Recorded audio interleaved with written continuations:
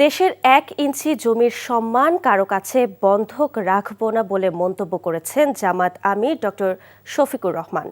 বলেন, জীবন যাবে তবুও অন্যায়ের কাছে মাথা নত করবে না তার দল। সকালে জুলাই আন্দোলনের প্রথম শহীদ আবু সাঈদের কবর জিয়ারত করতে এসে জামাত আমির বলেন, ন্যায় বিচার প্রতিষ্ঠায় জামায়াতে ইসলামী প্রতিজ্ঞাবদ্ধ। বলেন, আবু সাঈদের দেখানো বৈষম্যমুক্ত মানবিক রাষ্ট্র গঠন করবে তার দল। শহীদ আবু সাঈদের কবর জিয়ারত শেষে প্রচারণার তৃতীয় দিনে আজ সকাল 10টায় গাইবান্ধা, দুপুর 12টায় বগুড়া, বিকেল 4টায় সিরাজগঞ্জ এবং সন্ধ্যা 6টায় পাবনায় জনসমাবেশে ডক্টর শফিকুর রহমানের অংশ নেওয়ার কথা রয়েছে। এর আগে গতকাল নির্বাচনী প্রচারণার অংশ হিসেবে পঞ্চগড়, ঠাকুরগাঁও সহ উত্তরবঙ্গের 4টি জেলায় জনসমাবেশ করেন তিনি।